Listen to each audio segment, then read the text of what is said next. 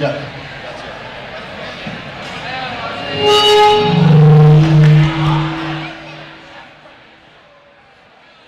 Yeah, check.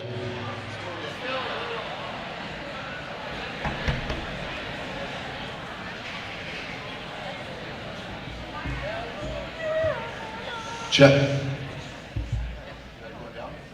Check. Check. Try now, one more time.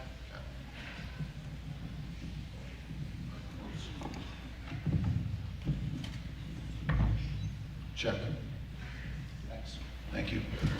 East Whale Grizzlies, I'd like to thank you in advance for taking the time to pause and reflect and appreciate those who've had past sacrifices for our freedom. I kindly ask that, like all assemblies, please make sure your cell phones are away for the entire assembly and make sure it is turned off or on silent mode. Please make sure you remove your ball caps or hoodies and put away any earbuds or anything like that. So thank you. To start our assembly, I'd like to call Melissa Murray forward for our land acknowledgement.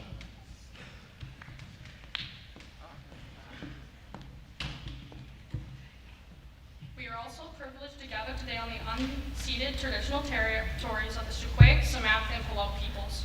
Hi everyone, my name is Melissa. If you already don't know me, I'm in grade 12 and I'm a very proud Métis Cree person. My family comes from both Saskatchewan and Cold Lake.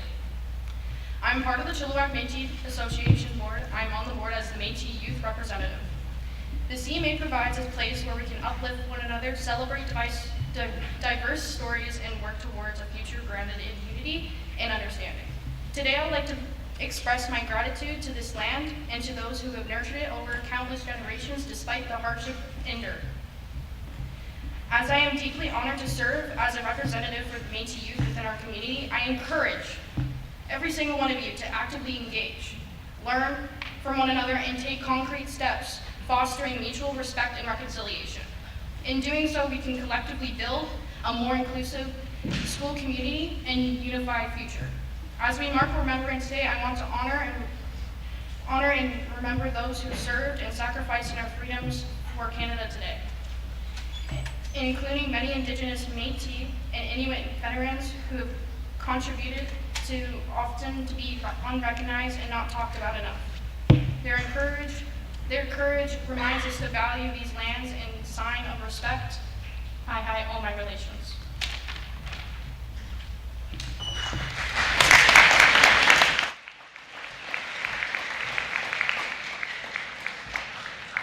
Thank you, Melissa. I ask that you please rise if you can and join Mr. Monkman and our senior wind ensemble for the singing of O Canada.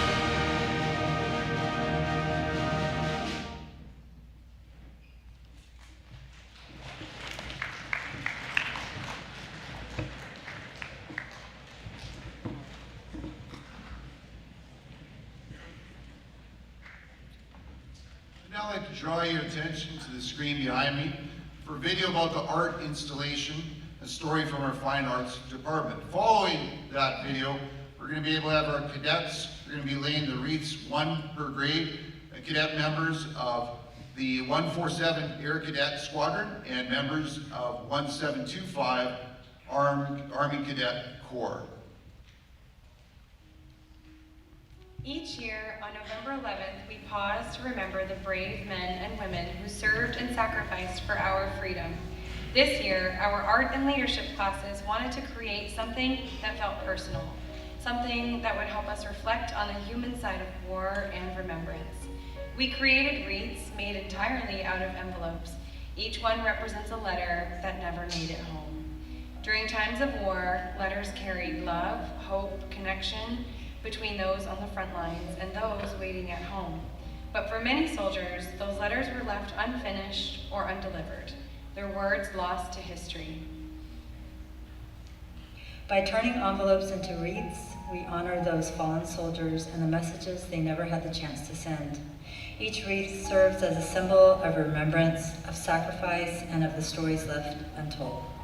As you look at this installation, we invite you to take a moment to reflect on the lives behind the letters and the courage behind every sacrifice made for the peace we know today, lest we forget.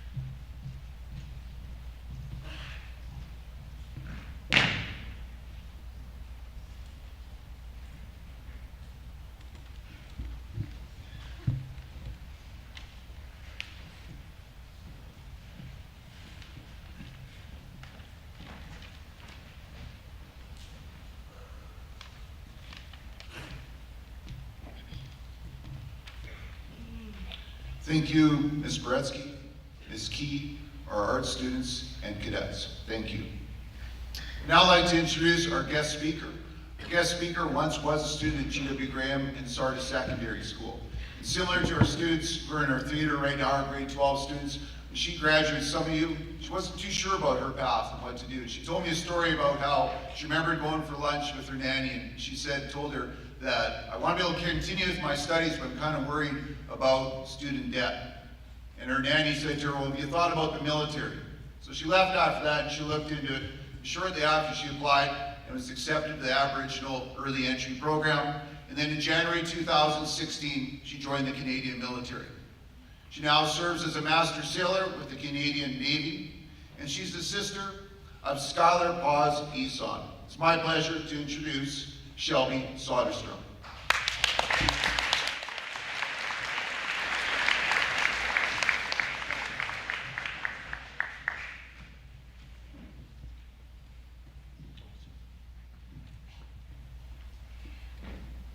Good morning, GW Graham.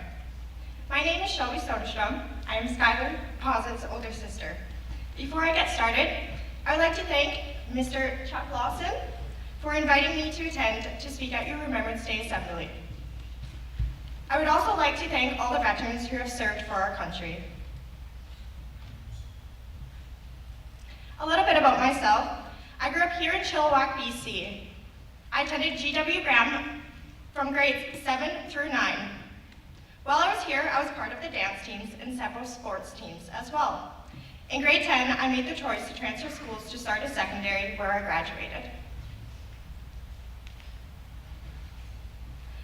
After high school, I joined the Royal Canadian Navy at a young age of 17 years old on January 23rd, 2016.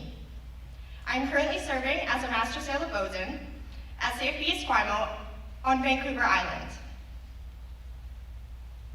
I've been in for just over 9 years, and those 9 years have been some of the toughest but most rewarding years of my life. I've had the opportunity and honor of deploying 6 different times on various ships, spending approximately 635 days at sea. Although that number sounds very high, those experiences have given me the opportunity to work with many allies and help other countries in need.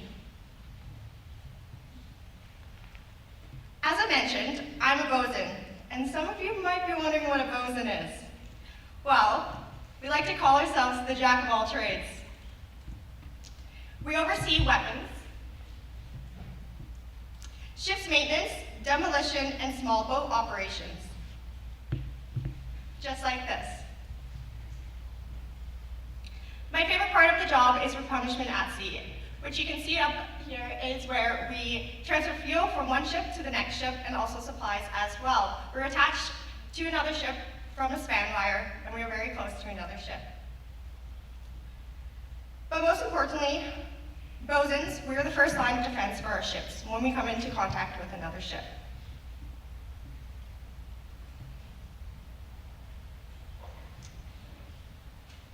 Every person who serves in the Canadian Royal Navy has their own stories. Some come from military families, and some come from the first in their household to wear the uniform. But most of us, we have all made a choice. Our choice to be part of something bigger than ourselves. That choice connects us to one another and to generations of soldiers, sailors, and aviators who have served for our nation in times of war and peace. Each year during Veterans Week, we pause to remember and honor the remarkable Canadians who have served in our armed forces.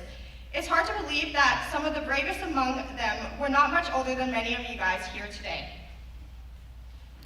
Those young Canadians left their homes to face danger in distinct lands. Those young Canadians became part of something vast, securing their place in our history and in our hearts. I'd like to tell you about a brave man named Admiral Leonard W. Murray, who played a major role in helping the Allies end the Second World War. The Allies were the countries that joined together, sharing soldiers, supplies, and strategies to fight against the enemy, which at that time included Germany, Italy, and Japan. As Commander-in-Chief Chief of the Canadian Northwest Atlantic, Admiral Murray was the only Canadian to ever lead an Allied theater. And by theater, I don't mean the kind of theater where you watch movies or plays. A military theater is a huge geographic area where operations take place. Admiral Murray was in charge of all the Allied forces in the Northwest Atlantic Oceans, ships, planes, people, and plans for Canada, the US, Britain, and other nations, all working together to stop the enemy. His exceptional leadership during the Battle of Atlantic helped make the Allied victory possible. He helped protect thousands of ships from the German submarines as they carried troops, weapons, fuel, and supplies across the ocean. He also believed in giving young officers the chance to command, building confidence and leadership under pressure. He once reflected on a blessing it was to have such bright young people willing to take on that kind of responsibility. I think that's a good reminder that you don't have to be older, famous, or in uniform to make a difference. You can start now, whether it's at home, in your school, in your community, or even something bigger. Every one of you have the power and potential to do amazing things. All it takes is a little intention and a lot of initiative, taking actions through small steps to make a positive impact. Just like we're doing today, by taking the time to listen and learn about our past and great Canadians like Admiral Murray. You're helping live their legacy on and carrying forward their hopes for a better place in this world. Our team in the Canadian Armed Forces lives by some important values. Loyalty, standing by each other and defending Canada. Integrity, doing what's right even when it's hard. Courage, being brave when times gets tough. Excellence, always doing our best. Inclusion, making sure everybody feels like they belong. And lastly, accountability, taking responsibility for our actions. These are the values and principles that the Canadian Armed Forces members still live by today. We're always ready to help people in need, supporting communities through natural disasters like fires and floods, protecting Canadians in the Arctic, and working with our allies to build peace and stability around the world. There are thousands of ways that the CAF members serve every day today. At sea, in the air, on land, even online and in space. It's not always easy, but it's always rewarding. We're proud to stand up for what matters, to defend the Canada we love, to be a part of a team that feels like a family, and to make a meaningful difference in the lives of others today. We draw strength from the courage and conviction of those who came before us, and we will faithfully defend the freedom they fought so hard to secure for us. During Veterans Week, we recognize and celebrate the service and sacrifice of those who came before us, the diversity and deep devoted Canadians who fought to keep us safe and help shape our world today. Their stories are our stories, they're Canada's stories. And whether we wear the uniform or not, we draw inspiration from them. By sharing their stories, we carry their legacy forward to future generations. When we say, lest we forget, we're making a promise to keep their stories alive, to honor our veterans with our words and actions, not just this week, but every week. I hope you've enjoyed this opportunity to learn more about our shared history, and that you'll do your part in keeping these stories alive. Thank you very much.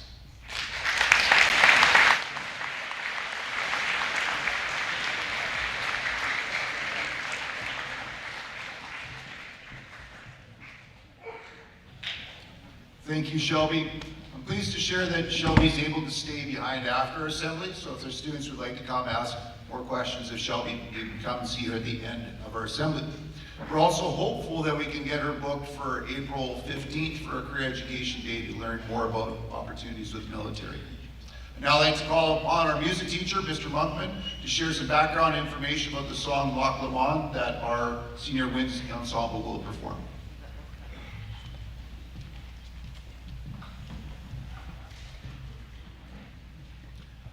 Loch Lomond is a Scottish folk song, and the piece tells the story of two captured Scottish soldiers, one who is to be set free, and the other is to be executed. According to Celtic legend, if someone dies on a foreign land, their spirit will travel the homeland by the low road, the route for the souls of the dead. Loch Lomond is sung from the perspective of the soldier to be executed, and when he sings, "Ye take the high road, and I'll take the low road," he is effectively saying, "You will return alive, while I return in spirit." This soldier remembers his happy past, he sings about the beauty of his wife, and sadly accepts his upcoming execution. While we perform today, I'd like to take the opportunity to invite you to reflect upon all the soldiers and all the people who gave their lives in the numerous wars to allow us to live here in this beautiful land, to study here, to play here, and to live the life that we have.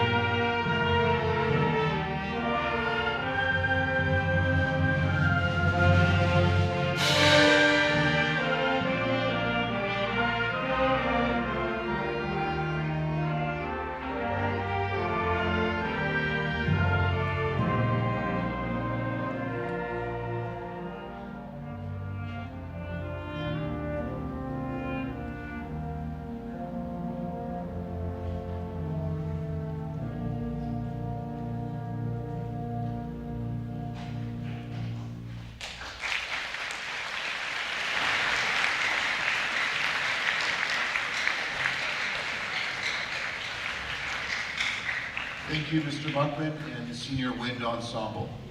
Now I'd like to call upon Melissa Murray and Emily Kelly to provide a brief history of Indigenous service and a reading of In Flanders Fields.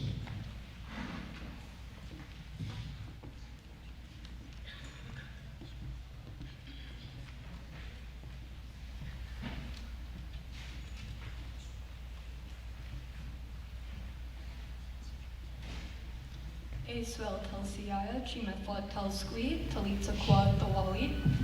Hello friends, my name is Emily Kelly. I am your president at GW Graham, and my traditional name is Chimethla. And today, me and my friend Melissa will be telling you about the history of the Indigenous veterans here in Canada. The story of Indigenous service in the First and Second Wars, the Korean War, and later the Canadian Armed Forces efforts is proud one. While exact numbers are exclusive, it has been estimated over 12,000 First Nations, Métis, and Inuit people served in the great conflicts of the 20th century, with at least 500 of them sadly losing their lives. November 8th is recognized as National Indigenous Veterans Day in Canada. It is a day of the remembrance and recognition of the Indigenous contributions to military service, particularly in the First and Second World Wars and the Korean War. The First Nations, Inuit, and Métis of Canada have a long and proud tradition of military service to Canada. Indigenous contributions in times such as the Second World War proved invulnerability while Indigenous soldiers again served as snipers and scouts as they had during the First World War. They also took on interesting new roles during this conflict. One of the unique examples was being a code talker. Men like Charles Checker Tompkins of Alberta translated sensitive radio messages into Cree so they would not be understood if they were interpreted by the enemy. Another Cree-speaking code talker would then translate these received messages back to English so they could be understood by the intended recipients. Indigenous service members would go on to receive numerous decorations for bravery during the war. Willard Bolduc, an Ojibwe airman from Ontario, earned the Distinguished Flying Cross for his brave actions as an air gunner during the bombing raids over occupied Europe. Despite being declared service members, Indigenous veterans have not always received the same or proper recognition for their contributions. That is why November 8th we take a special recognition the service of Indigenous veterans. In preparation of today's ceremony, the Indigenous Department worked on beading poppies. These poppies symbolize remembrance for the fallen, a meaning that has popularized the poem In Flanders Fields by John McCrae. In Flanders Fields, the poppies blow, between the crosses, row on row, that mark our place, and in the sky, the lark still bravely singing fly, scarce heard amid the guns below. We are the dead. Short days ago, we lived, felt dawn, saw sunset glow, loved and were loved, and now we lie in Flanders Fields. Take up our quarrel with the foe, to you from failing hands we throw. The torch, be yours to hold it high. If ye break faith with us who die, we shall not sleep, through poppies grow, in Flanders Fields. Thank you, everyone.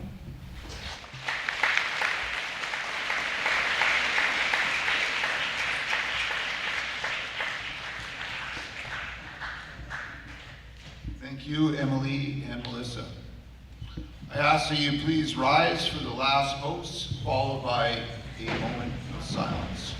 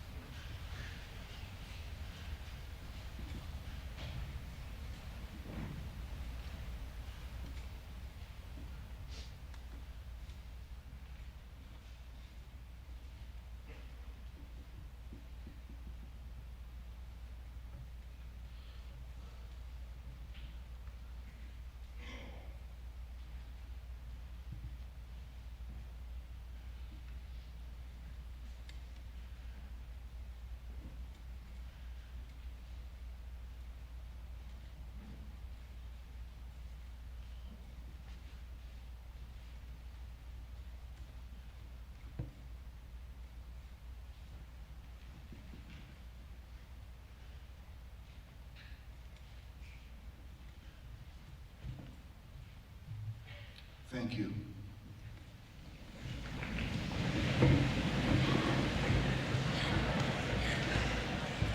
In closing,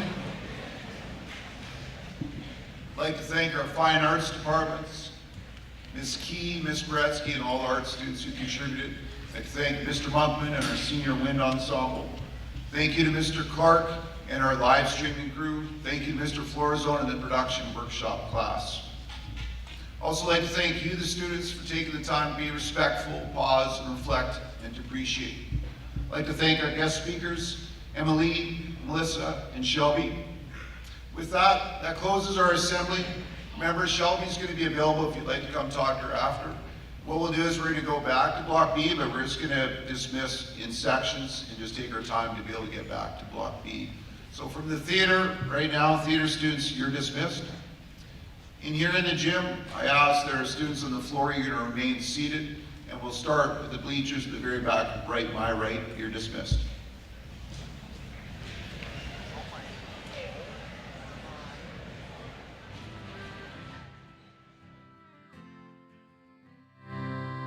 The day I shipped out, they numbered a dozen.